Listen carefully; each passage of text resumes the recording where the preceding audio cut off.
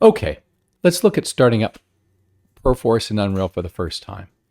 The first thing we're going to do is launch Perforce, P4V. So we're going to launch P4V. We're going to put in the password. And we're going to press the OK button. And this is going to load up Perforce. And it's going to take me to the last project I was on. So I'm not sure this is the right one. So I'm going to check my workspaces. And I want test LPT. So if I wanted a different one, I could select switch to workspace, or I can go here and go more workspaces, and it'll give me other workspaces to switch to. But I do want test LPT1. So I'm going to switch to that workspace. And I'm going to run Unreal for the very first time and see what happens with Perforce. So I've got Perforce logged in. So I'm logged in. And if I get here and go command window, I can go P4 set and make sure my P4 ignore is working. And I go P4 set, and certainly enough, my ignore is working. It's got my client, it's got my config, it's got my ignore. Everything should be up and running per how I like it. So now we're just going to wait for Unreal load. And here we go. And now revision control is not logged in because it's not green. Normally there'd be a green mark here. So I'm going to click revision control and go connect to revision control. That's going to bring up a option box where you can pick between Git, Perforce, Plastic, and Subversion. We're going to pick Perforce because that's what we're using. And it has already read my config file. I find this use P4 config doesn't work very well. I haven't figured out why. If anyone knows why, I'd love to know how to get this to work reliably. But I do know that it has found my server. So if it hasn't, you put it in there. It would default to a local host otherwise. It would have my username. And again, if it doesn't, it'll probably use the username of your PC, which is often not the same as the username in Perforce. And then on Workspace, I tend to always just double check that, because sometimes it looks like it's loaded. I'm always going to click on this available workspaces and make sure it loads. And if it doesn't, I got something wrong with my Perforce setup. So I'm going to pick Moby Test Laptop. That's the workforce space I'm working on, and I'm going to hit accept.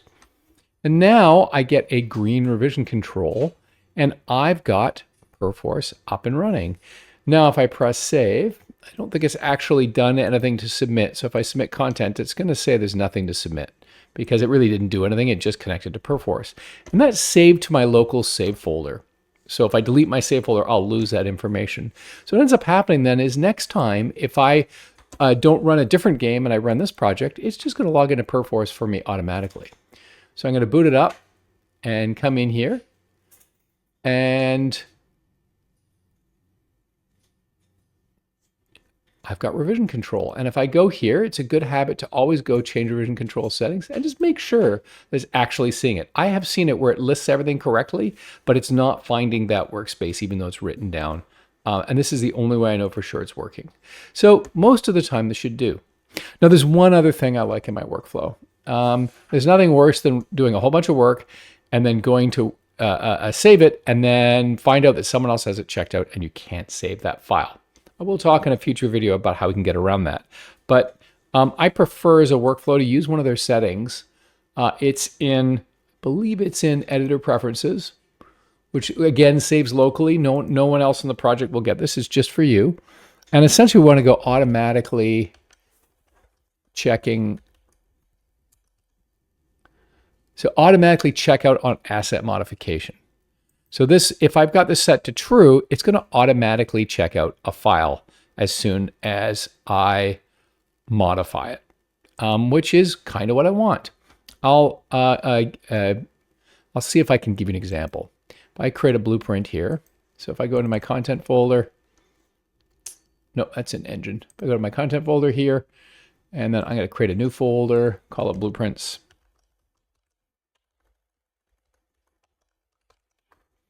And I'm going to create an actor blueprint actor, and I'm just going to call it BP actor because it's not going to do anything.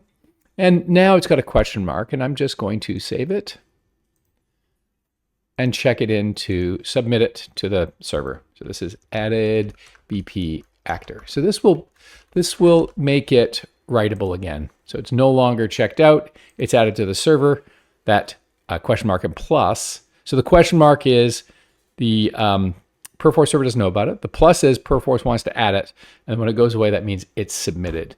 And if I go to Perforce here and I go to content, blueprints, I see it's added. Whoops, I should check the depot. That's my hard drive. It's actually added in the depot that actor asset.